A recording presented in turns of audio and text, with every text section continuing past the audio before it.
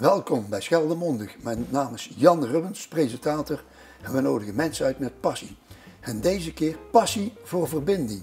En wat er onder verbinding verstaan wordt, daar gaan twee leuke mensen uitleggen. Met wie heb ik het genoegen? Met Tamara Esseling.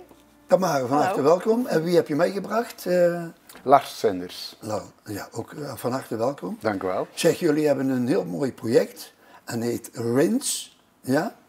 Kunnen jullie even toelichten hoe dat jullie daartoe gekomen zijn? Maar eerst wil ik eigenlijk toch even weten, waar ben je geboren en wat heb je gedaan zo'n beetje in je leven? Tamara? Ja, nou ik ga je eerst wel even toespreken, verbeteren.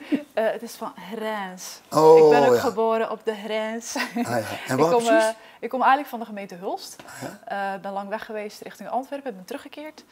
Ja. Ja. En wat heb je in Antwerpen gedaan? Gestudeerd en gewerkt welke en richting? geleefd. Ik heb kunsthumaniora gedaan. Voor lange tijd kunstvakken. Dan ben ik gaan vliegen naar Nijmegen om daar voor creatief therapeuten te studeren. En uiteindelijk ben ik sociaal-cultureel werkster geworden. En in Antwerpen heb ik deze leuke man meegenomen. Ja. En we zijn teruggekeerd naar Zeeland. Oké, en Lars, wat heb jij, waar ben je geboren in? Ik ben dus in Antwerpen geboren. Ja? Waar ik allemaal van studies heb gedaan. Ik heb eerst in Antwerpen audiovisuele kunsten gedaan. Dan ben ik via verre omwegen rond de wereld in het fysiek theater en het circustheater beland. Heb dan een jaar opleiding in Brussel, fysiek theater en circustheater gedaan. En dan meer op muziek ook beginnen toespitsen. En voilà, dus ik ben nu ook voornamelijk werkzaam als muzikant. Ik schrijf vooral muziek voor theatervoorstellingen, kindertheatervoorstellingen, circustheatervoorstellingen. Maar ik werk ook achter de schermen voor een circusschool in Antwerpen en een circusfestival. En heb dan ook nog het RINS collectief, dat wij samenwerken. En een eigen kleine organisatie, Oorhuis, die workshops geeft rond muziek. En ben je ook nog docent geweest? Of, ja, ik heb vorig jaar een jaartje mogen lesgeven bij het Reinhard College. Doorheen wat ik allemaal al heb gedaan, werk ik vaker met jongeren voor theaterprojecten of voor sociaal-artistieke projecten. Dus dat is mij goed bevallen. Mooi. Zeg, en hoe is nou het idee ontstaan en wanneer over RINS? Ja? Zeg jij het maar hoor. Reims. Ja. Ja, dat is in de tussentijd ook weer al een paar jaar geleden. Natuurlijk ook wel mede dankzij de lockdown. Maar ik was actief in het organiseren van culturele activiteiten. Altijd met oog op verbinding ook. Ook regio Hulst. En laten we even regio Hulst benoemen. En toen was er eigenlijk een activiteit op de Belgische kling van een soort dorpsraad, jongereninitiatief en dat heet TUP. En Lars zit in een band en dat heet Muziekvereniging De Klinkse Bossen. Dat was natuurlijk, die naam was gevallen bij hun en zodoende hun daar zijn gaan optreden.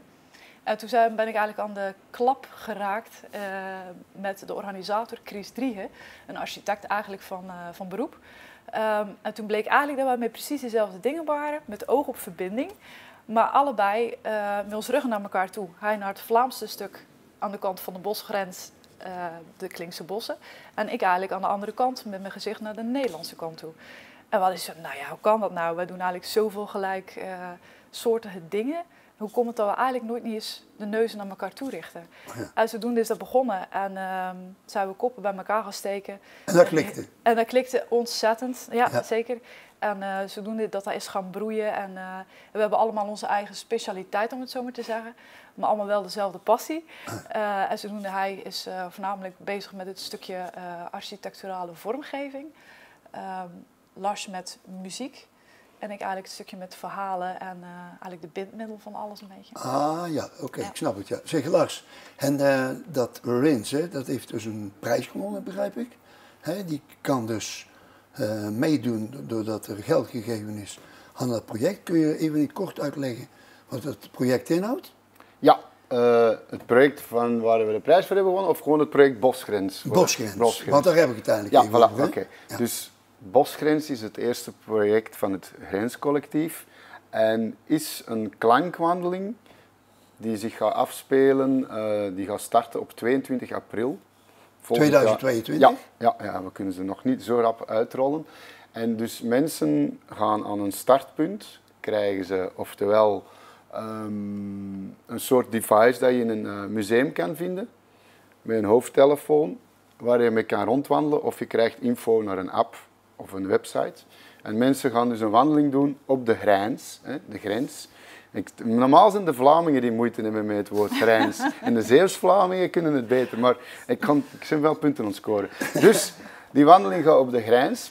En op verschillende punten staan er banken, ontworpen door Chris Driege, dus van Hol Architecten. En als mensen op die banken gaan zitten, worden ze via, dat is feitelijk, dat noemen ze beacons of geotracking, wordt er muziek afgespeeld. En door die muziek ga je ook interviews horen met lokale grensbewoners. Want daar hebben we dus nu een eerste oproep naar gedaan, van dat we mensen interviewen die op de grens wonen. En die gaan we een plaats geven in de muziek, die dan ook geschreven wordt door mij en muziekvereniging De Klinkse Bossen.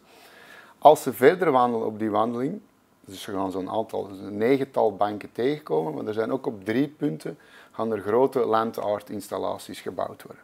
Dus dat kan je een beetje bekijken als een groot kunstwerk. Maar wat heel belangrijk is, al onze materialen gebruiken wij, die komen uit het bos zelf. Want het speelt zich af op de grens, in de Klinkse Bossen, het waterwingebied, Klinkse Bossen, een stukje Stropersbos. Ja, dat zijn zo de 2 bossen. En ook in de grensgemeentes De Klinge, de Belgische Klinge en Kapellebrug. Dus we blijven die wandeling doen. En die grote landaartinstallaties, daar is nu een open call voor gelanceerd voor internationale en nationale, lokale architectuurstudenten. Oh. Dus die moeten tegen... Midden november. Ja, midden november moeten die een ontwerp indienen. Daar gaan wij mensen uitkiezen. En dan worden er 10 mensen uitgenodigd om van 11 tot 22 april in 2022? Ja, in Klingen te komen bouwen aan heel het project. Dus vooral aan die grote installaties. Ah, mooi. Nou, ik heb bij de zomerfilm natuurlijk een mooi filmpje gezien. En dat hebben jullie ook opgestuurd. Zullen we er even naar kijken? Ja. Dat gaan we doen. Ja.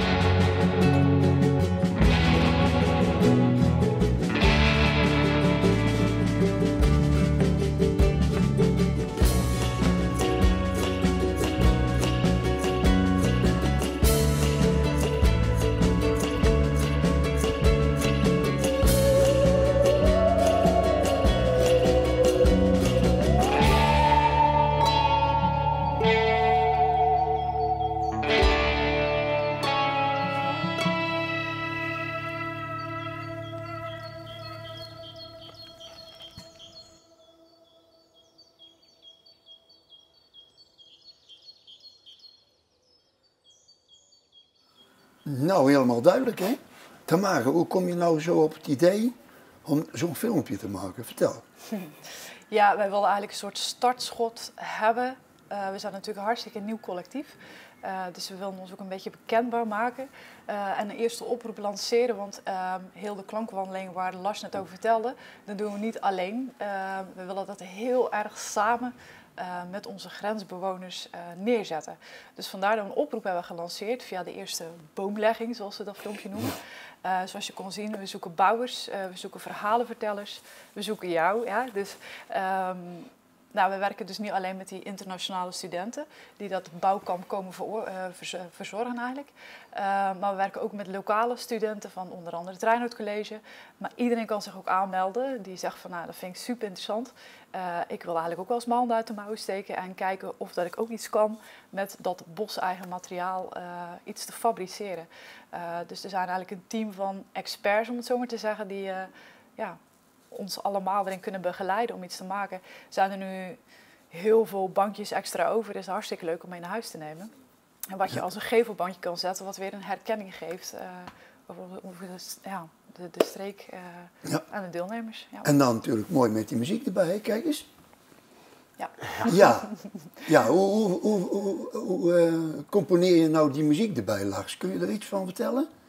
Ja, ik zal het al eerst vertellen. Dit is dus muziekvereniging De Klinkse Bossen. Ja. Die zijn we met 2. Ondertussen zijn we al met 3. Dus we zijn al wel ondertussen uitgebreid. Ja, 50% vermeerderd. Ja, dat is wel. We kunnen nog lidgeld gaan vragen. Nee, hoe componeer je die muziek? Gewoon, wat er ook vaak gebeurt, is dat je... Ik ben ondertussen... Ik ben al 20 jaar actief in de culturele sector. Misschien wel de laatste 10 jaar meer op muziek. Je hebt een beetje bagage. Dus dat is echt, soms voorzien je het ter plekke. Dan zet je een paar uur in de studio en dan zie je wat eruit komt. Of soms heb je zoiets van, wacht eens. 5 jaar geleden heb ik zo dat gespeeld. En dan komt er zo één idee. Ja. Dan nodig ik Jan uit, de drummer, de percussionist, om iets toe te voegen. En dat is het mooie. En altijd is je krijgt een wisselwerking. Dus ineens gaat dat weer een andere kant uit. Het is ook wel toevallig voor deze muziek is ook de derde man die niet mee op beeld stond. Die heeft dan ook de eindmix en de mastering gedaan om het weer beter te doen klinken. En zo blijft dat ook dat collectief gegeven binnen die kleine muziekvereniging. Ja, en dan heb je hier zo weer een foto. En dat is dan jullie architect, begrijp ik, hè? Ja, dat is Chris. Nee, maar ik bedoel, wat beweegt Chris om zo rond te lopen dan? Ja, dat is Bezochte attributen. Nee, maar eigenlijk heel mooi is aan dit beeld, is heel zichtbaar. Het probleem in de Klinkse Bossen, en wat niet alleen bij ons is, maar op heel veel plekken, is natuurlijk ze zeggen wel echt door de opwarming van onze zomers, dat de bossen heel veel te lijden hebben gehad. Met als gevolg dat een klein insectje, de letterzetter, de bomen drastisch heeft aangetast. De essen, begrijp ik, hè? En de sparren. Ja. Dus er zijn echt misschien wel duizenden bomen bezweken door zo'n letterzetter. Ja. Dus we hebben heel veel materiaal voorhanden wat we kunnen gebruiken. Ja. En het feit dat hij daarmee een boomstronk loopt, is bijna als een processie. Dat wij eigenlijk dode bomen, dat we eigenlijk de dode bomen op naar een nieuwe plaats brengen. Ja. Het feit is, we willen met heel veel respect voor de natuur doen. Ja, respect. Ja. Heel veel respect, absoluut. Want onze wortels groeien ook in dat bos. Ja. En dat is zowel aan de Vlaamse zijde als aan de Zeeuws-Vlaamse zijde. Ja. Dus ook daar, de bossen zijn altijd dankbaar altijd gebruik van gemaakt. Dat horen we ook altijd in de verhalen terug. Ja. Zij het niet door de smokkelaars, dan zij het wel voor de mensen die even hun hoofd kunnen legen vandaag de dag. Het is eigenlijk een hele bijzondere site waar wij heel dankbaar gebruik van maken. Ja, maar hoe kom je nou aan die paarden, die we net zagen? Ja, boeren. Ja, nee, maar ik bedoel, maar dat is, ik denk jullie sterk punt ook. Dat je dus probeert om iedereen erbij te betrekken. Verbinding leggen, Nou, wie staat nou niet dichter bij de natuur als boeren? Juist. En die betrek je dan erbij. En dan, die komen gewoon op een gegeven moment, spreken jullie af en dan komt hij met de paarden. Ja, want uiteindelijk, het is wel natuurlijk vroeger, dat zou menig mens denk ik nog wel weten, die jong was in de jaren 50, 60. Ja. Toen werd er niet anders gedaan met paarden die werkten in een bos om daar het hout uit te rooien. Ja. En dat aspect willen we eigenlijk ook wel belichten. Het is niet dat we helemaal focussen op erfgoed. Nee. Maar dat zijn wel, dat vinden wij wel mooie dingen. Die ook wel bij die regio horen of zo. Ja. Dus dan zoeken wij wel onze kandidaten ervoor uit. En dat is heel fijn, dat is heel leuk om inderdaad... we hadden eerst 2 boeren gevonden aan de Zeeuws-Vlaamse kant. Maar helaas, ook door de lockdown, die paarden hadden 2 jaar stilgestaan en dat duurde dus niet helemaal aan. Je had maar 1 paard, hè. Dat was dan ook dan niet sterk genoeg. En dan hebben we ineens aan de Vlaamse kant, heeft Chris dan een andere boer gevonden. En die had 2 paarden en je zag dat ook op die foto, er was nog een veulen bij. Ja. Want die moest meelopen. Het was niet evident voor te filmen, maar het kon niet anders. Dat was de wet van de boer. Ja. Maar die had dus ook een jaar stilgelegen en die hadden heel veel kracht. Dus de eerste filmopname die ging echt als een trein en wij er allemaal achter. En toch wel eens opnieuw moeten doen. We wouden energie kwijt natuurlijk. Zo, dat was ongelooflijk. Zeg dat inbranden van die boomstam, heeft dat ook nog een bepaalde functie, Lars?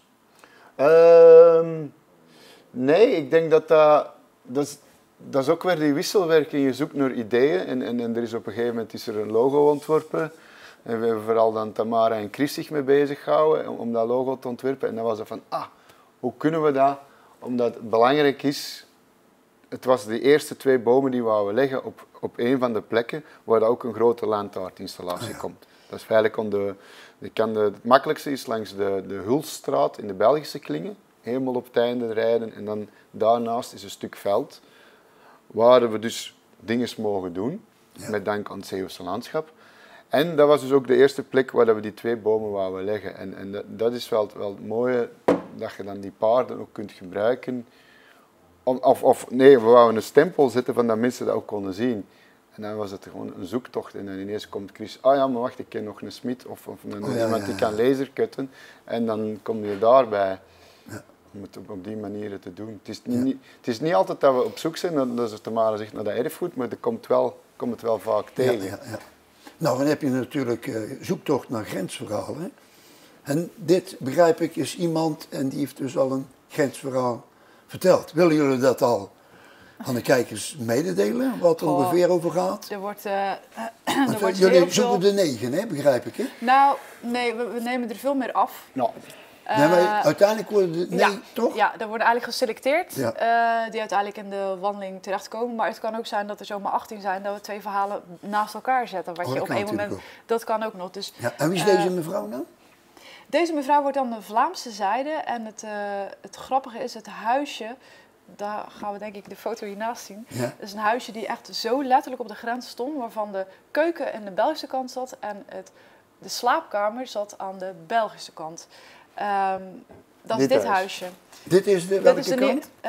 Dus vroeger was het echt de grens erdoor. Letterlijk door de voordeur eigenlijk. Is dit nou België? Of? Nee, dit is België. Dat is die Hulststraat en daarnaast ligt het veld. Dus eigenlijk kan je zeggen, de rechterraam was België, het linkerraam was Nederland, letterlijk. Zo. Nu niet meer, nu hebben ze de grens in de tuin gelegd. Ja. Maar die dame die we dus net zagen, die is er eigenlijk familie van. En wat bleek nou?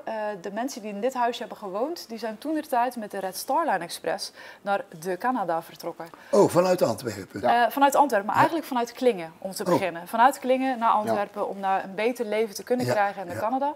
Ze heeft een aantal jaren sterke drank gefabriceerd voor de Indianen. Maar ze had zoveel heimwee dat ze eigenlijk op hangende pootjes met haar kinderen terug is gekomen, haar man later. En zij is dus komen te wonen met, ik geloof, 11 mensen in dat kleine huisje. Ja, zo heette dat vroeger. En deze heer, Freddy de Blijzer, daar is daar familie van. En die kennen we natuurlijk van de Nederlandse zijde van de Klingen. Ja, en even kijken, hoe werkt dat dan? Want dat is Lars volgens mij, die komt zo goed zien. Ja. Met het teken van Rens. Ja, met een koptelefoon op. Dus ben je dan aan het opnemen of zo? Ja. Hoe werkt dat? Dus jij stelt de vragen? Of? Nee, Tamara die stelt de vragen. Af en toe stel ik er ook wel eens in tussen. Maar ik ben er vooral mee om te horen van dat de kwaliteit, dat we niet te veel achtergrondgeluiden hebben. En dan, dat ga ik meenemen naar de muziekstudio. En dat wordt dan, feitelijk gaan we daar rond die verhalen de muziek componeren. Dus dat we echt wel we willen dat een plek geven. Maar dat is ook niet altijd evident. Ik heb één voorbeeld, maar heb ik al opgenomen. En dat het echt gewoon, dat je bekendere verhaal zit te luisteren, maar ook de muziek en dat alle twee. Dat harmoniseert zo? Dat samenvloeit. Je kunt naar muziek luisteren en je hebt een zanger of een zangeres die zijn verhaal doet met zijn teksten. Maar iemand die zijn verhaal vertelt, kan net zo zeker. hetzelfde effect krijgen. Ja. Maar Tamara, je zoekt nog steeds grensverhalen nu? Zeker. Ja. Zeker. We blijven zoeken? Ja, zeker. Het is heel fijn.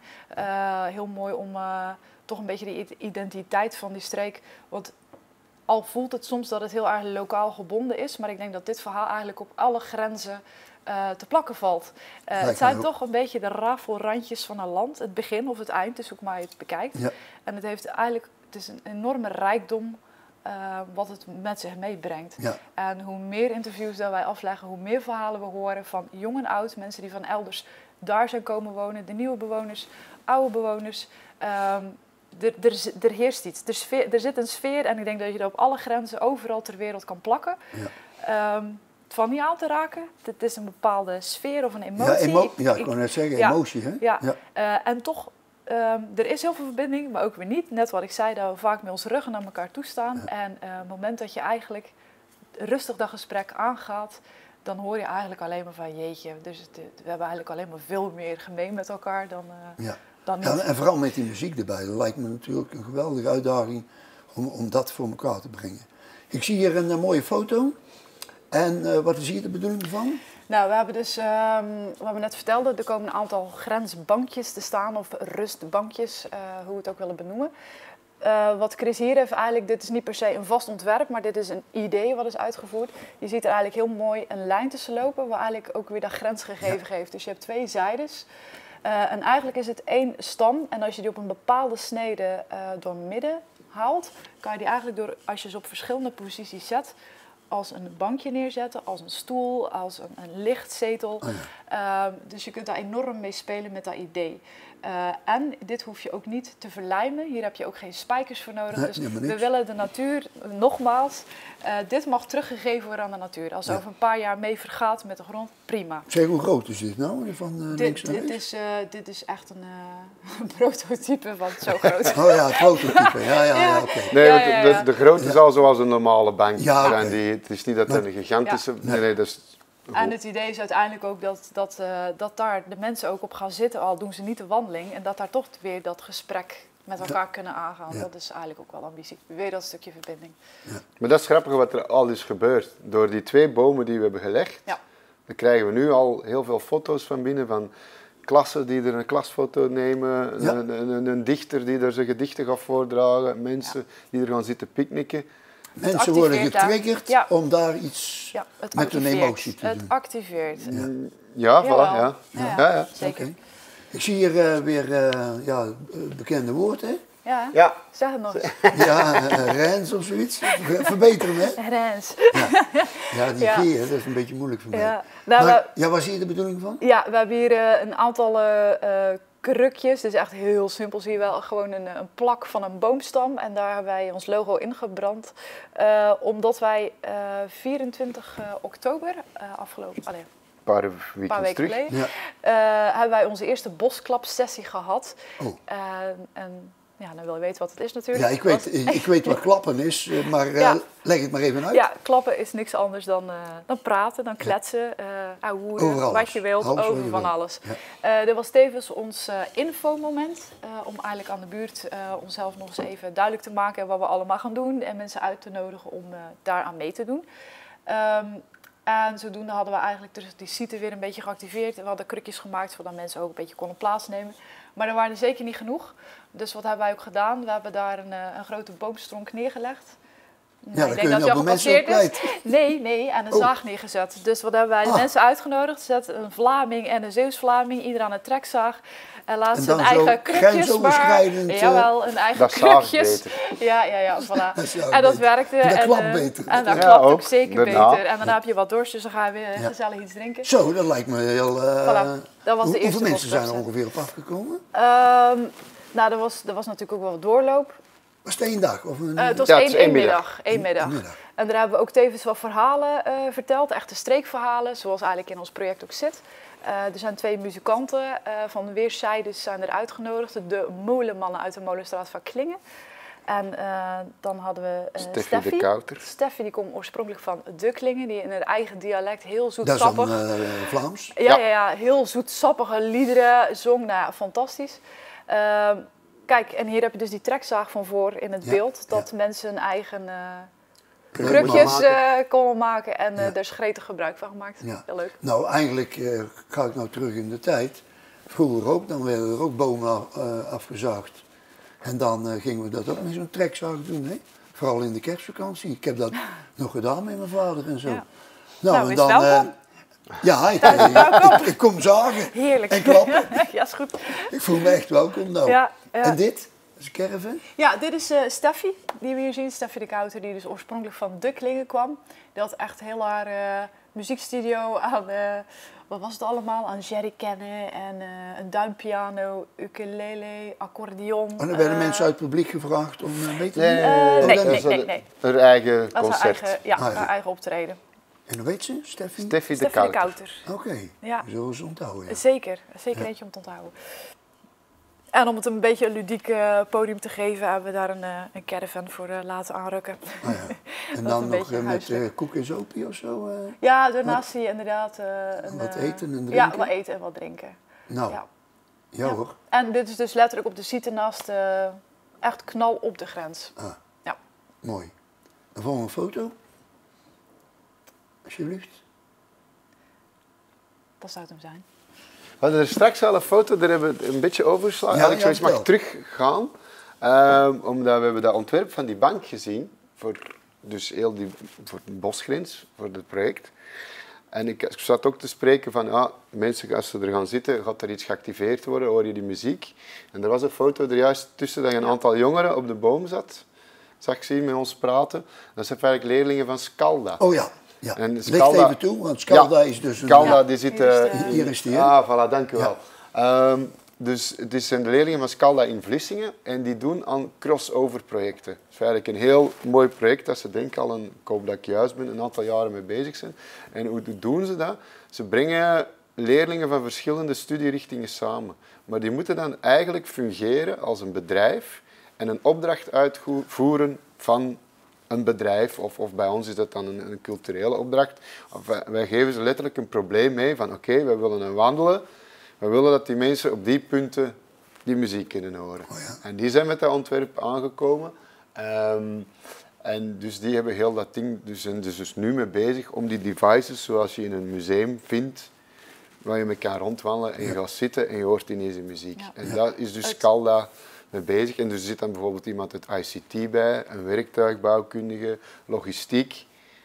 Ja. En dat was ook wel grappig, want dat was de eerste keer dat ze elkaar zelf zagen, omdat het allemaal verschillende richtingen zijn. Oh ja, dus jullie brengen eigenlijk de boeren, de lokale bewoners, maar ook mensen van ver weg, architecten in opleiding, Scalda, die brengen jullie allemaal bij elkaar.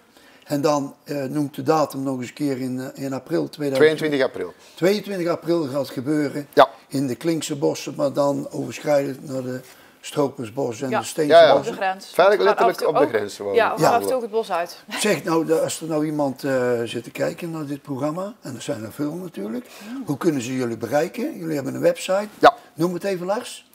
Dus www.hrijns.eu.